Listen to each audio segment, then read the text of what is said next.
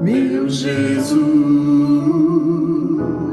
Salvador, outro igual não há. Todos os dias quero louvar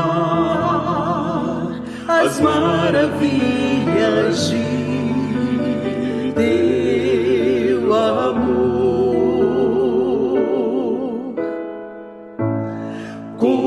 Consolo, abrigo, força e refúgio é o Senhor. Com todo o meu ser, com tudo que sou, sempre te adoro.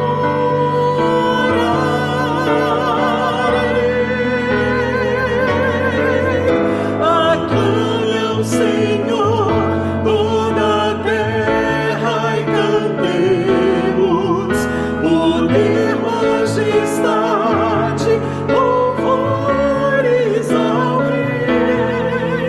Montanhas se prostrem e rujam os mares ao som de teu nome.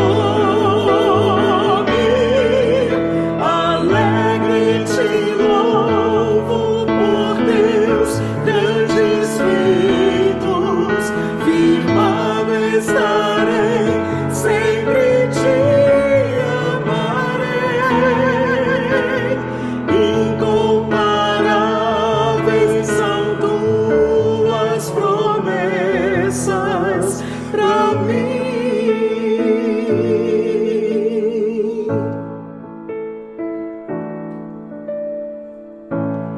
Meu Jesus,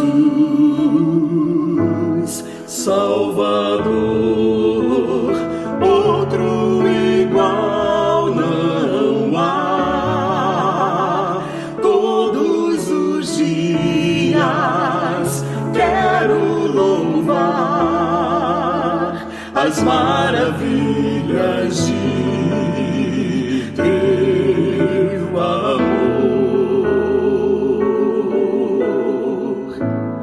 Consolo, abrigo, força e refúgio é o Senhor. Com todo o meu ser, com tudo que sou, sempre te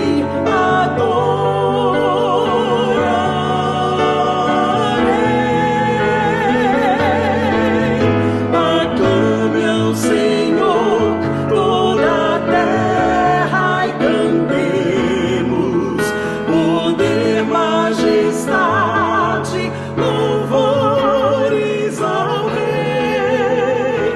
Montanhas se prostrem e rujam os mares ao som de teu nome. Alegre te louvo por teus grandes feitos, firmado estarei, sempre te amarei. Incomparáveis são tuas promessas, aclame ao Senhor, toda a terra e cantemos poder, majestade, louvores ao Rei. Montanhas se prostrem e rujam os mares ao som de teu nome. Alegre te louvo por teus grandes feitos, firmado estarei, sempre te amarei. Incomparáveis são tuas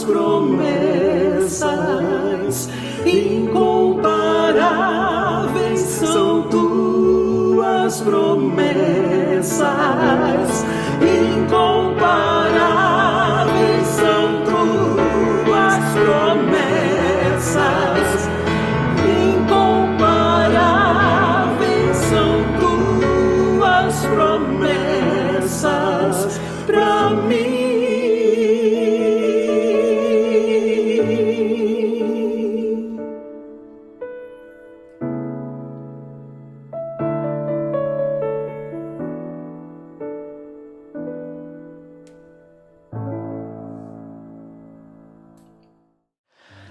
Pela última vez, feliz 136 anos, Primeira Igreja Batista do Rio de Janeiro, feliz 136 anos, PIB RJ.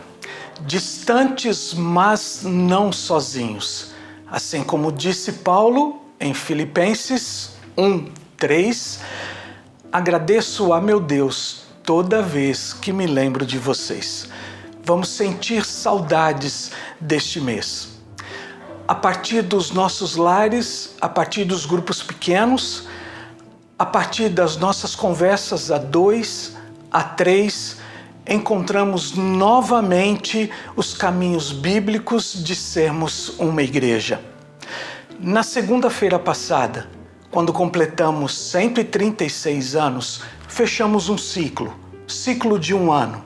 No dia seguinte, terça-feira, começamos assim um novo ciclo. Então é correto assim dizermos: feliz ano dos 137 anos da Primeira Igreja Batista do Rio de Janeiro, feliz ano dos 137 anos PIB RJ. Até quando for necessário, todos online, todos juntinhos. E quando não mais for necessário, e será breve, todos juntinhos, todos juntinhos. Abençoado culto para você, abençoada semana para você com a Primeira Igreja Batista do Rio de Janeiro. Olá, PIB-RJ.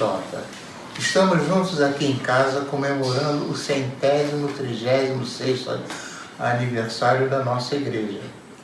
Participamos de todos os cultos da nossa igreja. Lino, Dilma, Saudações, Primeira Igreja. Isabel, Márcia, Luísa. Parafraseando 2 Crônicas 7:16, escolhi e consagrei a Primeira Igreja Batista do Rio de Janeiro, para que o meu nome esteja nela para sempre e os meus olhos e o meu coração estejam perpetuamente fixos nela. Para a sua proteção, fique em casa. Lembrando, distantes, mas não sozinhos.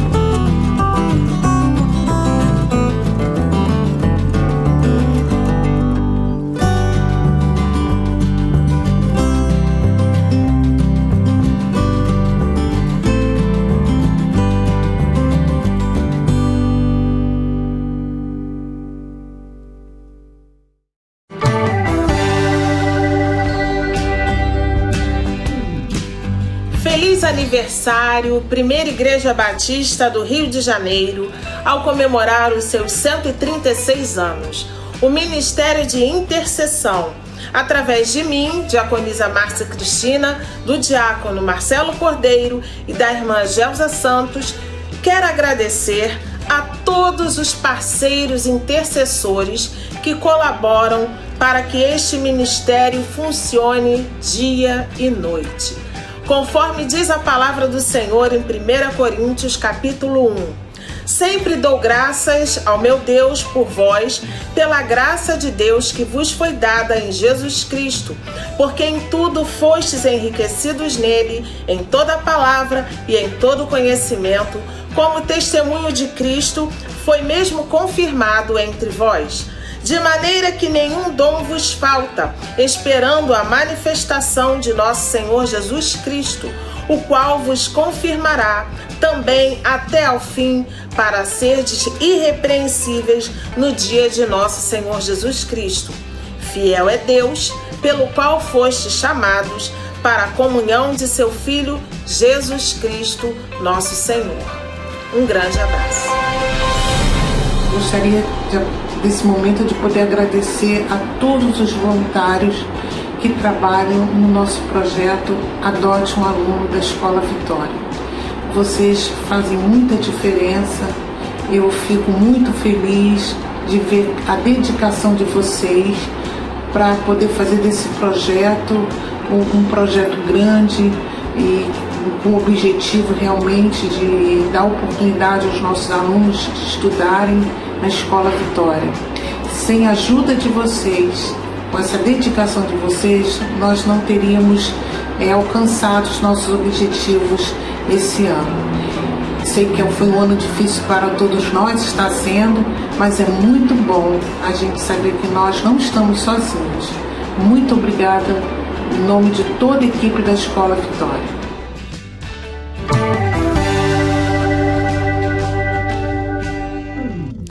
Um dos menores versículos da Bíblia é 1 Tessalonicenses capítulo 5, versículo 17. Diz assim: orai sem cessar. Simples, né? Orai sem cessar. Você já sabia este versículo, mas não sabia que sabia de cor. Tão fácil que é. E nós devemos realmente orar sem cessar pelos irmãos que nós temos em nossa lista semanal. José Vaz de Melo, Licínia Moreira, Marçal de Souza Sampaio, Maria Ermelinda, Maria Gomes de Melo, Maria Machado, Martinha Rabelo, Natália Oliveira, Paulo Moreira e Licínia Moreira, um casal, né, de diáconos precisando da nossa intercessão, Regina Lúcia Dias, Ruth Mascarenhas de Lima, Selma Ferreira Freitas, irmã Silas Soares Santos e Tereza Ferreira. Oremos também pelos irmãos João Carlos Nunes, lá de Vitória, nosso amigo de infância, mas agora precisando da saúde do Senhor. Seu Valdivino Eliodoro, irmão Valdivino, tem 98 anos, também pedindo oração, ex-membro desta igreja. Os irmãos que estão lutando contra o câncer, Maria José, Celi Damasceno, Jefferson da Silva, Marlene Chaves. Também a irmã Celita Alves, pastor Antônio Manso, Alfredo Pina e sua esposa Nádia. O Alfredo se internou semana passada. E também a irmã Elizabeth Rédua, que é a mãe da nossa querida irmã Nathalie Rédua, daqui da nossa administração. Só lembrando aos irmãos que, de novo, eu lembrei de manhã, quero lembrar agora também, que este momento de intercessão está sendo gravado na segunda-feira. Então, hoje é domingo, se foi gravado, amanhã eu vou gravar de novo, quer dizer, então é uma semana praticamente que há de espaço entre este momento e a apresentação do culto, de modo que se o que eu estou lendo aqui não reflete a realidade agora, é por causa desse hiato que existe entre a gravação e a apresentação. Vamos orar. Eterno Deus, nosso querido Pai, como é bom estar de volta à Tua presença em oração, como é bom saber que nós podemos, na Tua palavra, crendo, orar quando a Tua palavra nos diz orai sem cessar. Às vezes cessamos, às vezes paramos de orar, às vezes por incredulidade, por falta de tempo, por falta de fé, por falta de interesse, nós não oramos sem cessar. Então perdoa-nos, Senhor, por não estarmos cumprindo a Tua palavra como ela nos ordena. Então nós pedimos agora a Tua bênção sobre estes irmãos que acabamos de mencionar, pelas situações que cada um vive, pelas famílias deles, pelos cuidadores deles, por aqueles que estão em tratamento contra o câncer. Ó Deus, que luta a deles, que luta de Maria José, de Celida Damasceno, de Jefferson Silva, de Marlene Chaves. Continua cuidando deles, ó Deus, das suas necessidades todas. Oramos pelo nosso país, pela nossa cidade, oramos pelo fim da pandemia, pela volta à vida normal, tanto quanto isso seja possível.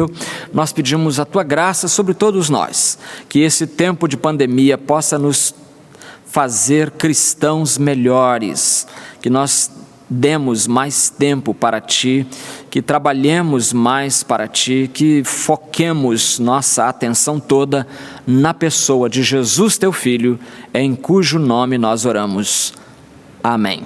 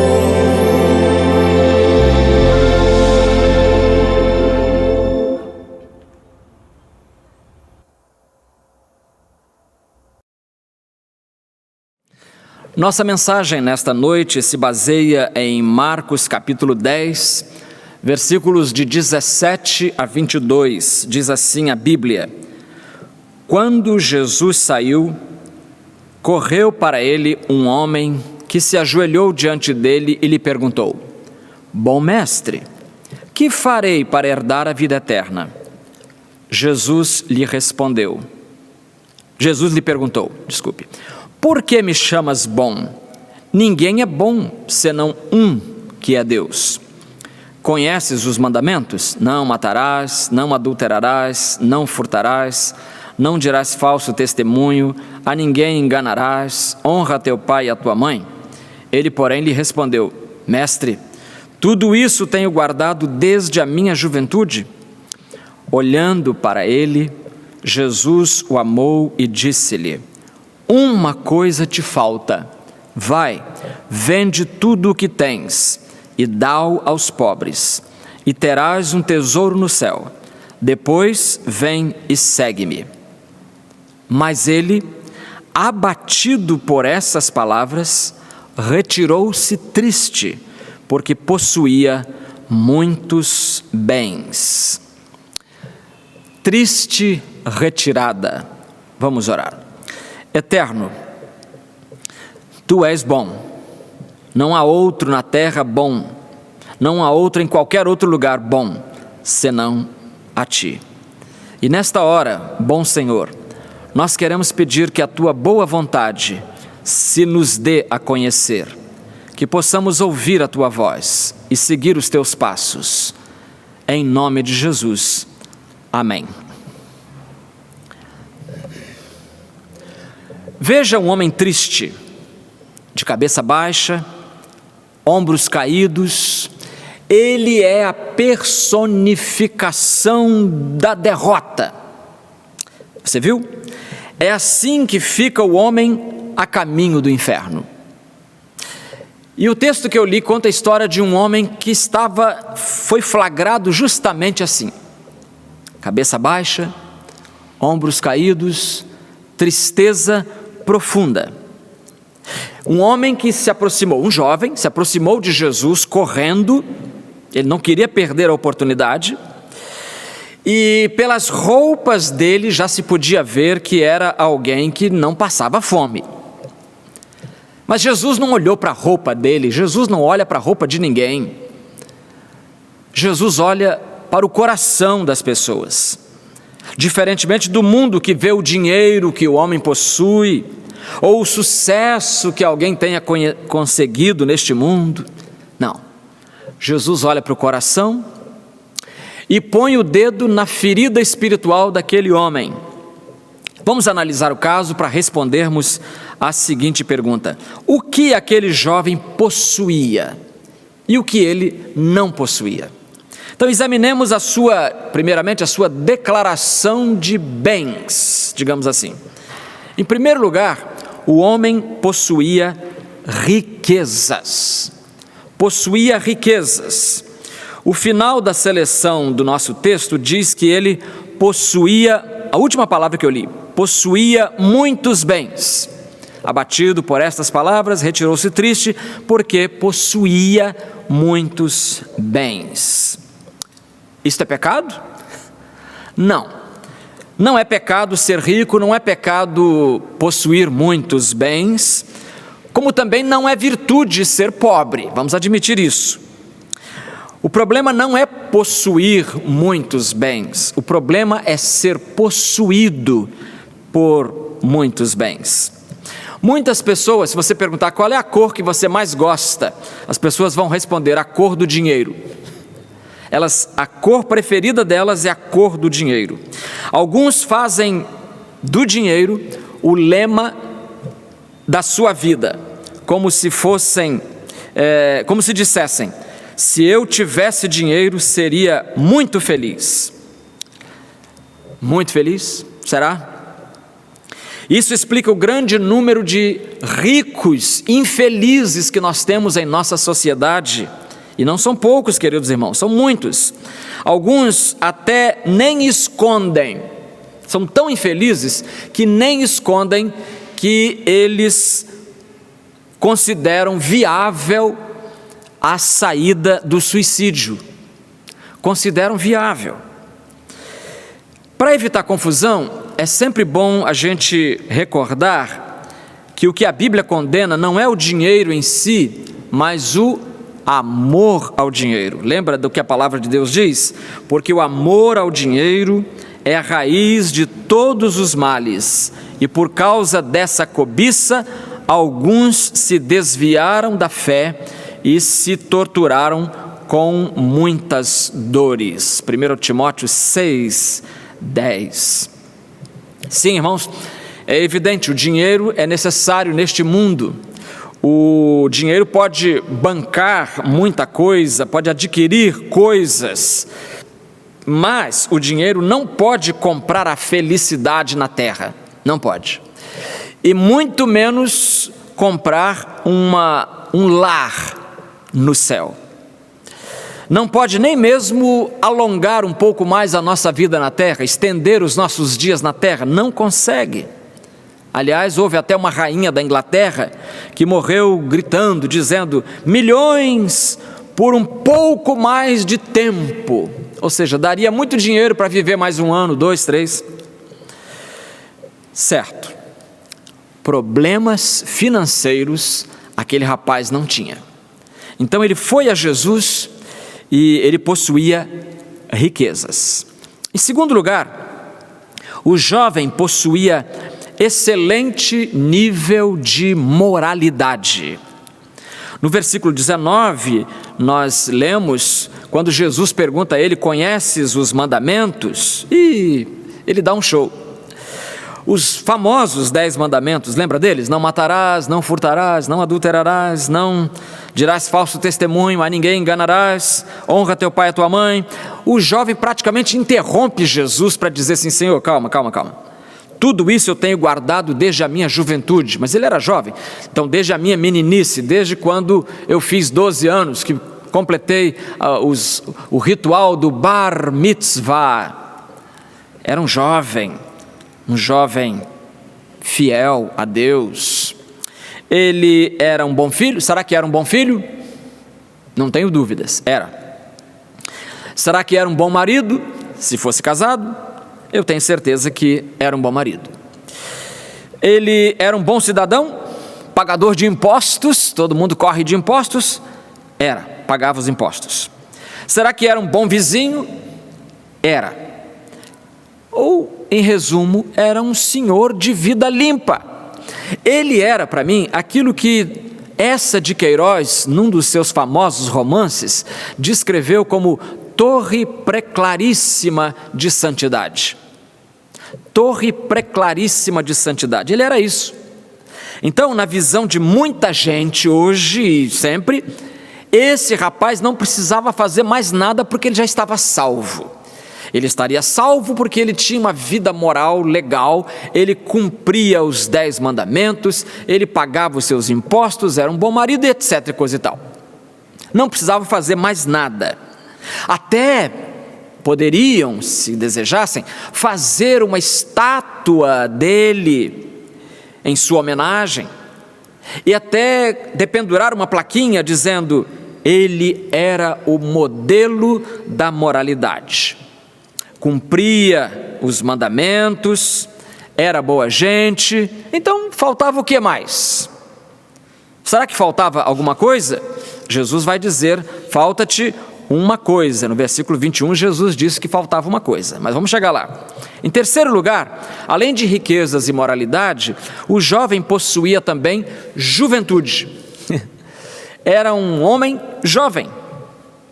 Marcos omite essa informação, mas Mateus não. Mateus, no seu relato paralelo, Mateus 19:16, diz: aproximou-se dele um jovem. Um jovem. Vamos parar um pouquinho aqui, porque é bom dizer que é muito bom ser jovem. Foi bom ter sido jovem, digo eu, e se você tem a minha idade, você lembra que foi bom ser jovem também, não é? A nossa sociedade valoriza em muito a juventude. Eu diria até que às vezes valoriza demais, às vezes exagera. valorizando a juventude, por exemplo, quando empresas não contratam mais pessoas com mais de 40 anos. A primeira vez que eu fui aos Estados Unidos foi em 92, fui casar com a Peg, e foi interessante porque eu levei um choque cultural, no bom sentido, quando indo ao shopping e às lojas, eu via velhinhas vindo atender a gente. Oi, meu filho, o que é que você quer? Entende? Está satisfeito? As velhinhas trabalhando em shopping. Eu estava acostumado com as menininhas que trabalham nos shoppings aqui do Rio de Janeiro, do Brasil em geral, né? São menininhas de shortinho, não sei o quê, toda patricinha. Nos shoppings, lá são tudo velhinhas, ou seja, é uma sociedade que valoriza as pessoas da terceira idade. Aliás, não só empresas, há igrejas também que cometem esse erro. Há muita igreja hoje dizendo que o pastor que elas querem ter não pode ter mais de 40 anos. Pronto, fechou a porta para o restante, que no Brasil hoje é a maioria, né? É a maioria dos pastores. Eu até louvo a Deus pela Primeira Igreja Batista de Vila Velha, que me chamou para o meu primeiro pastorado. Eu saí do seminário com 21 anos e eles me chamaram para ser pastor. Uma igreja que ia fazer 50 anos. Coitado daquele povo. O que aquele povo tinha na cabeça? Não, eles oraram bastante, eu orava também, e o resultado foi que hoje, aos 65 anos, eu olho para trás e vejo, foi muita coragem daquele povo, chamar o menino para ser o pastor. Mas Deus é muito bom. Esse jovem foi procurar Jesus e foi a coisa mais certa que um jovem possa fazer na sua vida. O pregador eclesiástico não faz rodeio quando diz: lembra-te do teu Criador nos dias da tua mocidade. Meu irmão, você está perdendo tempo. Se você é um jovem fora da igreja, eu lamento por você. O que você está perdendo, você só vai ter noção lá na frente, quando você tiver 60 anos. Aí você vai... Aliás, já falei aqui uma vez, há um estudioso canadense, Reginaldo Bibi, e a tese dele é que o evangelho vai crescer no Canadá por causa do efeito nostalgia. Sabe o que é efeito nostalgia? As crianças foram criadas na igreja, mas depois chega a adolescência, a juventude, caem fora. Mas vão viver as suas vidas, vão fumar, vão beber, vão apostar em cavalo, vão pintar o diabo, como diz o povo. Literalmente. Mas quando tiverem 65, 70 anos, 80 anos, né? É isso aqui, lembra-te do teu Criador nos dias da tua mocidade, antes que venham dias difíceis e cheguem os anos em que dirás: não tenho prazer neles. A vida não tem graça nenhuma, a vida não tem prazer nenhum. Se você está vivendo hoje, jovem, sem Deus, é isso que você vai dizer no futuro. Preste atenção nisso. No futuro você vai dizer: não tenho prazer na vida, a minha vida é uma porcaria, a minha vida foi vivida em vão. É assim que você vai lembrar dos seus dias de juventude. Se você não olhar para o seu Criador agora, lembra-te do teu Criador nos dias da tua mocidade, porque se você não viver para Cristo quando jovem, você não terá muita coisa boa para recordar depois. Pelo contrário, vai se arrepender das coisas que você fez na sua juventude. O coração de um velho, meus queridos, um velho incrédulo, meu irmão, o coração dele costuma ser endurecido, esclerosado espiritualmente. Então a hora de lembrar-se do seu Criador é agora, menino, adolescente, jovem. Claro que Deus salva ancião. De vez em quando a gente batiza um aqui, aliás, é uma dificuldade para batizar um ancião, né? Dá vontade de dizer assim, só pode batizar até 50, 60 anos, 70 anos no máximo. A partir daí fica difícil. Não fica não. Fica tranquilo, a gente batiza todo mundo de qualquer idade. Riquezas, moralidade, juventude. Ele tinha tudo isso. Mas tinha uma quarta coisa que ele tinha também. O jovem possuía religião. Além de ter uma vida moral acima de qualquer suspeita, esse jovem também era religioso, porque ele sabia os mandamentos. Lembra? Sabia de cor os mandamentos. Então, como bom judeu, ele devia entregar fielmente a sua contribuição financeira, os seus dízimos para sustento da obra do Senhor. Ele devia praticar o jejum pelo menos uma vez por ano, ele devia frequentar a sinagoga todo sábado, ele devia ouvir com prazer a leitura da Torá, dos 5 primeiros livros da Bíblia, a lei. Devia ouvir também com alegria os profetas, talvez até gostasse de ouvir sermão, como muitos dos amigos nossos gostam de ouvir. E desde os 12 anos, provavelmente, ele vivia essa vida religiosa de excelência, porque aos 12 anos o menino judeu passa pela cerimônia chamada Bar Mitzvah. Bar, filho, mitzvah, mandamento, filho do mandamento, mas é um ritual em que o menino recebe, digamos assim, o status de alguém que pertence à comunidade judaica. Mas nada disso. Dízimos, jejuns, frequência, ouvir a palavra, nada disso era material suficiente para satisfazer a fome da sua alma, porque você também sabe, que nossas almas têm fome de Deus, nossos corações clamam pelo eterno. Deus colocou dentro de nós um apetite fora do comum, pela transcendência, pela vida espiritual. Nosso coração tem sede de realidades espirituais. E com esse jovem não foi diferente. Por isso a Bíblia diz no versículo 17 que ele correu para Jesus, um homem que se ajoelhou. Correu para Jesus. Aquele jovem religioso e de boa moral, provavelmente aprendeu na casa dos pais e também na sinagoga, ele aprendeu que existe uma outra vida além da vida material, uma outra vida a que nós damos o nome de vida eterna. Ele sabia provavelmente, que este mundo não encerra toda a realidade, que este mundo não abarca tudo o que existe, e por isso a alma sente uma atração irresistível para com as coisas eternas, as coisas de aquém daqui, as coisas de aquém não têm poder para atender às necessidades de além. Riquezas, moralidade, juventude, religião. Tem mais uma última coisa que esse jovem tinha. Olha a sua declaração de bens. Ele possuía humildade. Humildade. Ainda, versículo 17, diz que ele correu para Jesus e se ajoelhou diante de Jesus. Ele se ajoelhou. E isso se destaca porque ele era um homem de importância. Lucas 18, o relato de Lucas, disse que ele era um homem, abre aspas, um homem importante. Era um homem importante, não era um qualquer da sociedade. E ele, mesmo com a sua importância, ele corre para Jesus, se ajoelha diante de Jesus, ou seja, ele tem a atitude correta, que é a da humildade. Aliás, a gente lê o Novo Testamento e percebe quantas pessoas se aproximaram de Jesus sem essa atitude de humildade. Especialmente você lembra os fariseus, eles se aproximavam de Jesus, mas para quê? Para humilhar Jesus, para dificultar o ministério de Jesus, para complicar a vida de Jesus. Mas este homem veio com humildade. E você sabe, a humildade não salva ninguém não, vamos admitir, tá?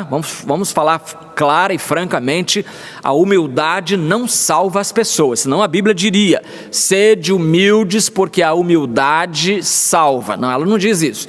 Mas o que a Bíblia diz é que a humildade leva o homem, aproxima o homem da presença de Deus.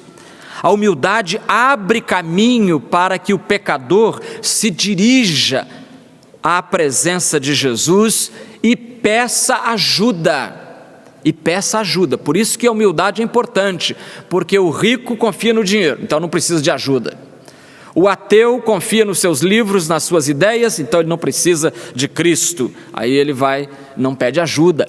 Mas o pobre pecador pede ajuda, ele corre para Jesus. Aliás, uma vez Jesus houve um momento no ministério dele, registrado em Mateus 18, que é impressionante. O que aconteceu ali? Os discípulos se aproximaram de Jesus e perguntaram assim: quem é o maior no reino do céu? Pergunta besta, pergunta boba, pergunta carnal, pergunta incrédula. Quem é o maior no reino do céu? Às vezes eu penso, se eu fosse Jesus eu nem respondia. Mas Jesus era o mestre por excelência. Jesus sabia que aquele era um sentimento bobo, besta, que se desenvolvia no coração dos discípulos. Saber quem vai ser o maior no reino do céu. Quem vai ser mais honrado lá na eternidade. Olha que preocupação. Quem é o maior? Jesus chamou uma criança, colocou-a no meio deles e disse: em verdade vos digo que se não vos converterdes e não vos tornardes como crianças, nunca entrareis no reino do céu. Então tem que me tornar criança para entrar no reino. Portanto, quem se tornar humilde como esta criança, esse será o maior no reino do céu. Meus irmãos, sem humildade não existe espiritualidade. Sejamos sinceros. Sem humildade não existe espiritualidade, porque a espiritualidade pressupõe a minha declaração de dependência de Deus.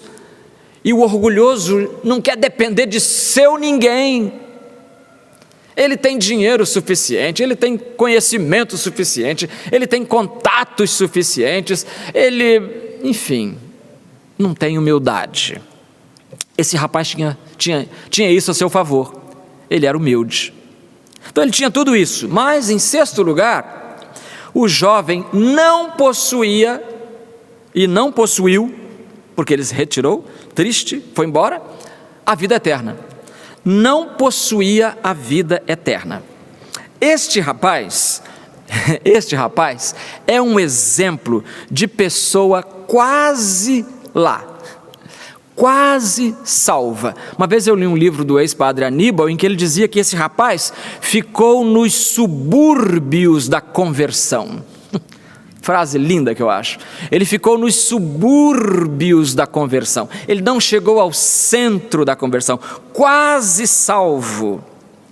Vamos admitir, a experiência desse rapaz teve vários acertos. Veja só, ele procurou a pessoa certa, Jesus, não é? Quem quer ser salvo procura Jesus, não vai procurar outra coisa não, outra pessoa não.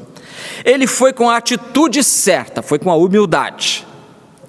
Então, foi correto também nisso. Ele fez a pergunta certa: que farei para herdar a vida eterna? Estava preocupado, a preocupação dele era com a vida eterna, estava certo. Ele recebeu a resposta certa de Jesus, mas tomou a decisão errada.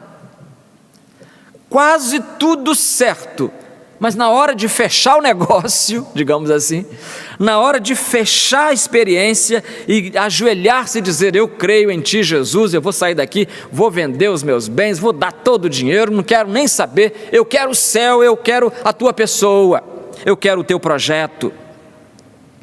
Jesus receitou a ele: uma coisa te falta. Meus irmãos, quando uma coisa falta, quando essa coisa falta, faltou tudo. Vai, vende tudo que tens, dá-o aos pobres e terás um tesouro no céu, e depois vem e segue-me. Não é só dar os bens para todos os pobres e achar que isso vai salvar você. Não. Muita gente se equivoca aqui também. Doa os bens e pensa: agora eu vou ser salvo porque eu estou fazendo bem. Fazer bem não salva ninguém. Humildade não salva, frequentar a igreja não salva, dar dízimo não salva, jejuar não salva. Quem salva, nem dar os bens para os pobres. Quem salva é isso aqui, ó. O que salva é isso. Vai, vende tudo que tens, dá-o aos pobres, terás um tesouro no céu, e depois vem e segue-me. Seguir a Jesus é que é fundamental aqui. Fundamental. Por que Jesus deu esse conselho de vender tudo e dar para os pobres? Porque Jesus sabia, porque ele lia as almas das pessoas, ele sabia que este rapaz amava muito, muito, muito, muito, muito mais do que tudo, as suas riquezas, as suas propriedades, os seus bens, o seu dinheiro, o seu conforto, a sua vida de galã de roupas importadas. É isso que Jesus, foi ali, por isso Jesus mexeu ali. O rapaz ouviu isso, pensou um pouco, eu acho que pensou um pouco, e a Bíblia diz, olha, versículo 22, ele abatido por essas palavras, eu sublinhei aqui na minha Bíblia a palavra abatido, porque é como se ele tivesse levado um tiro no peito, um tiro nas suas pretensões, e ele então sai dali abatido por essas palavras, diz o evangelista, retirou-se triste, porque possuía muitos bens. Abatido por essas palavras, eu gostei dessa frase, porque as palavras de Jesus podem causar isso em alguém. Ao mesmo tempo em que elas levantam o caído, elas também podem abater aquele que está cheio de pretensão. A diferença é aquilo que está no coração. Se as riquezas estão no coração, então você também vai sair triste e vai embora. Aquele jovem queria ser salvo, sim. Todo mundo quer ser salvo, mas ele queria ser salvo à sua maneira, a seu modo. Há muita gente assim também, querendo dizer para Deus como é que elas devem ser salvas. Olha a pretensão do pecador, querendo dizer para o Deus Criador, para o Deus Senhor de todas as coisas, dizer para Ele como que Ele deve me salvar. Alguém já disse que há duas religiões no mundo, a religião do faça e a religião do feito. A maioria, todas as religiões, com exceção do cristianismo, dizem, faça isso, faça aquilo, não faça isso, não faça aquilo, e você vai ser salvo. 99,9%. Só o cristianismo vai dizer, feito. Porque a fé cristã se baseia em algo que foi feito. E o que foi feito foi que Jesus morreu na cruz para nos abrir os portões da eternidade. Aquele jovem procurou Jesus para saber como adquirir a vida eterna, mas saiu, olha que tristeza, por isso é triste retirada, ele saiu de perto de Jesus triste. Eu acho que ele chegou até com alegria, bom mestre, elogiando, e agora ele sai macambúzio, cabisbaixo, derrotado, entristecido, perdido. Eu queria, para terminar, voltar à frase do rapaz. Porque essa frase revela, como já destacou alguém, uma inconsistência muito grande. A inconsistência está na pergunta, porque ele pergunta assim, bom mestre, versículo 17, bom mestre, que farei, finalzinho do versículo, que farei para herdar a vida eterna? Ele usou aqui o verbo errado, porque a vida eterna não é herdada, está falando de herança, não é? Que farei para ter como herança a vida eterna. A herança não é comprada com o seu serviço, com seus esforços. Herança é um presente. É um presente que o seu pai e sua mãe lhe dão. Eles lhe dão esse presente, a herança. E aí, em conexão com essa observação, há uma história de um rei com um palácio muito bonito, e a frente do palácio era toda ornada com um jardim florido. E uma senhora estava com a sua filha doente, passando por ali, ela viu aquelas flores e disse, eu podia tanto levar umas flores dessas para minha filha, ela ia ficar curada, porque ela gosta tanto de flor, ia ser uma felicidade para ela.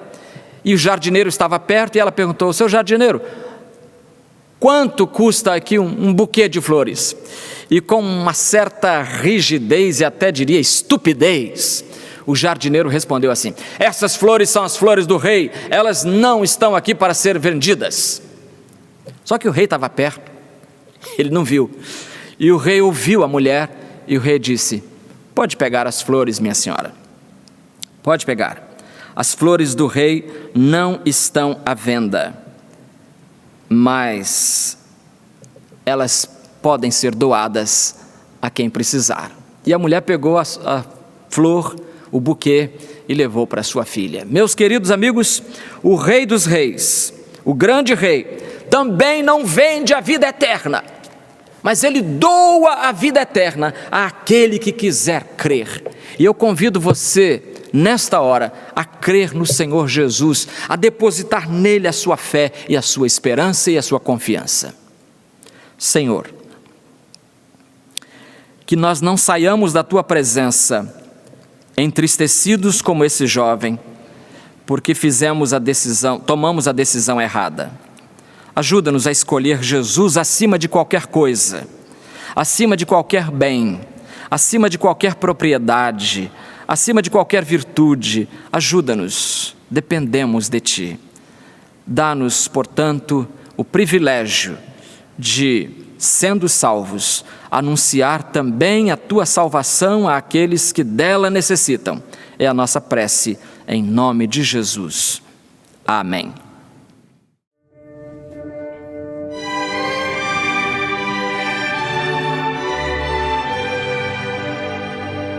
Terás vida em olhar para Jesus Salvador. Ele diz: vida eterna eu te dou. Pois então, pecador, considere esse amor. Vê Jesus que na cruz expirou. Vê,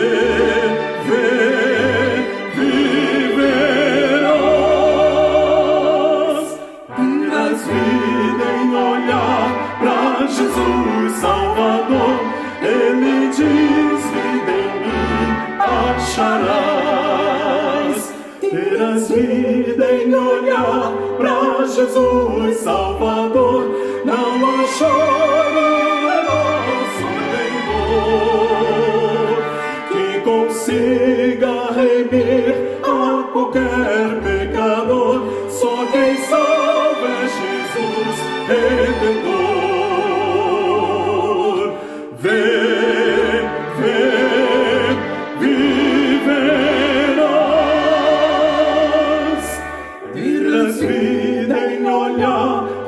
Jesus Salvador, Ele diz: vida em mim acharás. Terás vida em olhar para Jesus Salvador. O castigo por ti já sofreu. Deus estende o convite ao maior transgressor. Vê Jesus que por ti padeceu. Viverás.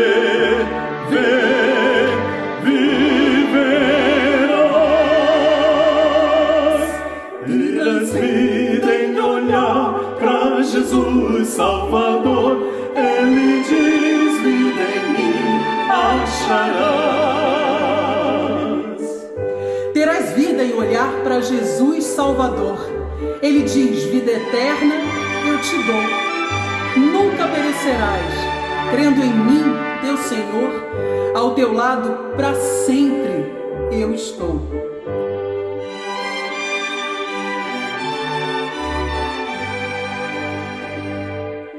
Viverás.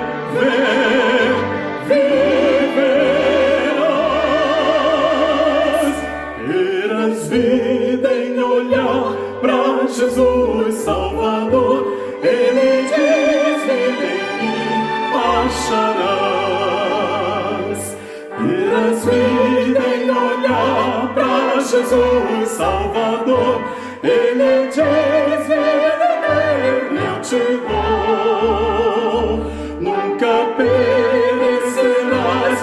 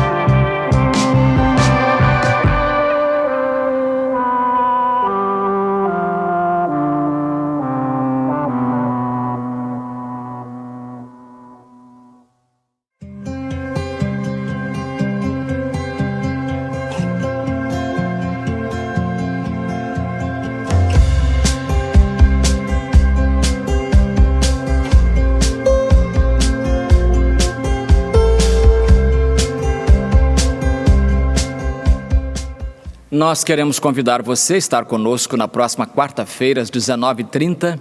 É culto ao vivo, embora não seja aqui no santuário, é lá transmitido da nossa casa. A gente cultua com quase 300 ou mais de 300 pessoas ao vivo naquele horário, e você está convidado também. A gente pode mandar o link para você depois. Ou, se você desejar, não esperar o link, é só olhar aqui embaixo no site da igreja, www.pibrj.org.br. Aliás, ali você tem as atividades todas da igreja, dos ministérios diversos da igreja, tem a conta bancária para transferências dos seus dízimos, das suas ofertas. E eu quero lembrar que a oferta do aniversário, né? O aniversário foi segunda-feira, mas hoje estamos em agosto, então você pode fazer a sua doação do aniversário. O alvo da oferta é R$80 mil, que se destinam à conclusão das obras de reforma da parte elétrica de toda da nossa igreja. Então, nós queremos convidar você, que eu quero agradecer também a sua presença virtual aí conosco neste culto, nesta noite. Quero agradecer também aos irmãos que tornaram possível esta gravação. Eu estou gravando, não estou ao vivo. Aliás, se você vir antes ou depois da mensagem, se você vir aí no programa o culto, imagens do santuário com pessoas, são gravadas. Isso é do passado, tá? São imagens dos arquivos.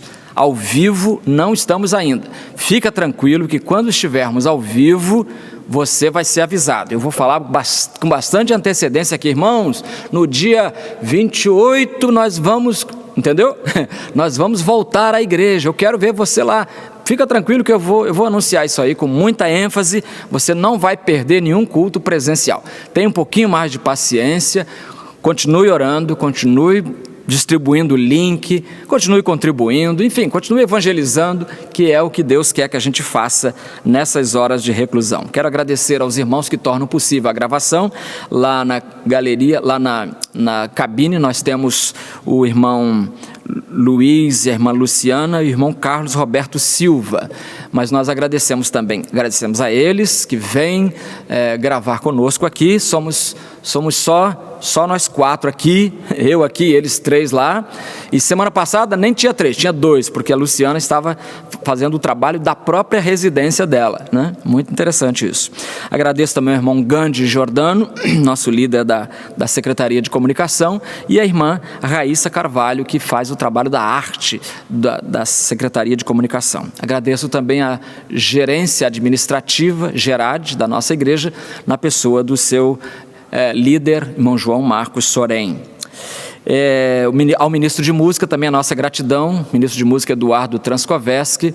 Ele, o Felipe de Matos, faz a montagem dos cultos, monta direitinho, né? Pega o arquivo de uma família, bota ali, pega o arquivo de outra, bota ali, pega o sermão, bota ali. Então, é um trabalhinho feito com muito amor também. Então, nós vamos encerrar este culto. E eu quero desejar a você uma semana excelente, que você seja muito feliz, que você esteja na presença do Senhor o tempo todo, né? A mulher na televisão fala, use a máscara o tempo todo. Eu digo, ore a Deus o tempo todo. Bênção final de Números capítulo 6, versículos 24 a 26. Diz assim: o Senhor te abençoe e te guarde. O Senhor faça resplandecer o seu rosto sobre ti e tenha misericórdia de ti. O Senhor levante sobre ti o seu rosto e te dê a paz. Amém e amém.